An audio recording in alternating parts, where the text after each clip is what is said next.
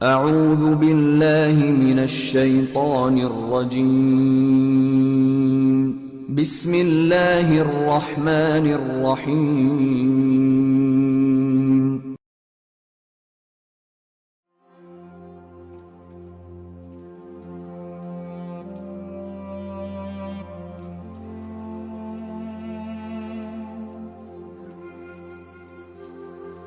Islamic کور کے معزز ناظرین، میں ہوں حماد شکیل اور آپ تمام دیکھنے اور سننے والوں کو السلام علیکم۔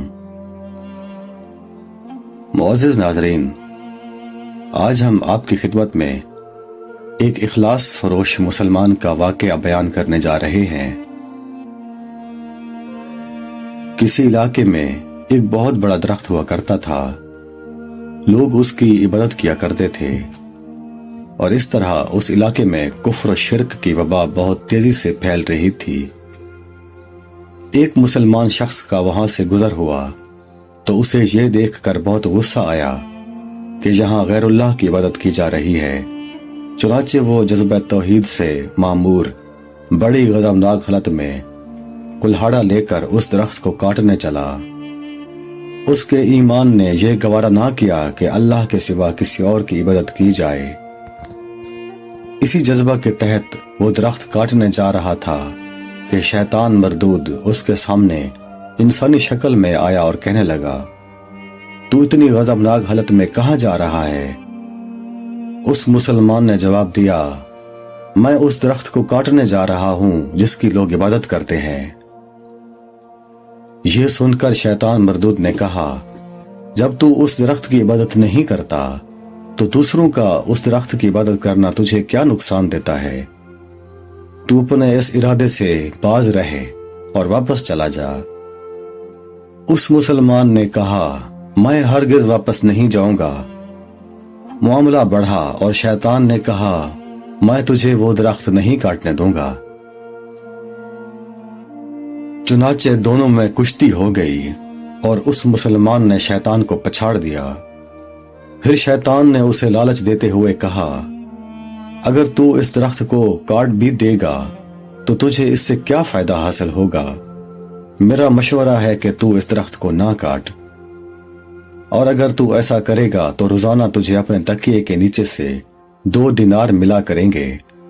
وہ شخص کہنے لگا، کون میرے لیے 2 دینار رکھا کرے گا؟ شیطان نے کہا، میں تجھ سے وعدہ کرتا ہوں کہ روزانہ تجھے اپنے تکیے کے نیچے سے 2 دینار ملا کریں گے۔ وہ شخص شیطان کی ان لالچ بھری باتوں میں آ گیا اور 2 دینار کے لالچ میں اس نے درخت کاٹنے کا ارادہ ترک کیا اور واپس گھر لوٹ آیا۔ پھر جب صبح بیدار ہوا تو اس نے دیکھا کہ تکیے کے نیچے 2 دینار موجود تھے۔ پھر دوسری صبح جب اس نے تکیہ اٹھایا تو وہاں دینار موجود نہ تھے۔ اسے بڑا غصہ آیا اور کلہاڑا اٹھا کر پھر درخت کاٹنے چلا گیا۔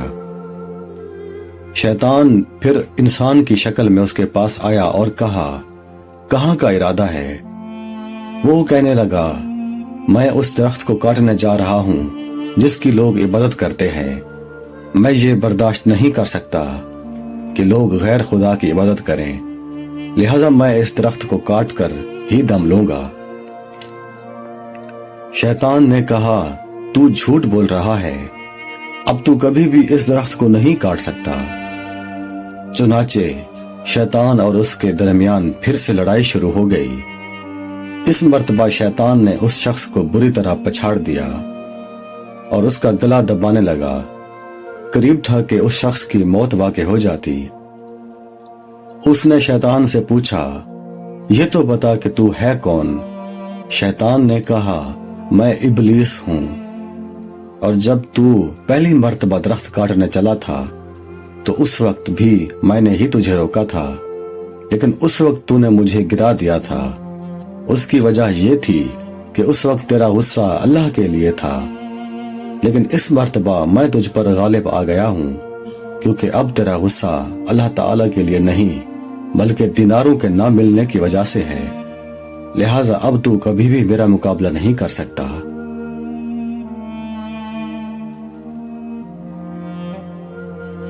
اے ہمارے پروردگار، ہمیں ہر عمل میں اخلاص عطا فرما اور ریاکاری کی مذموم بیماری سے ہماری حفاظت فرما کر ہمیں ہر عمل صرف اپنے رضا کی خاطر کرنے کی توفیق عطا فرما اور ہمیں اپنے مخلص بندوں میں شامل فرما، آمین یا رب العالمین۔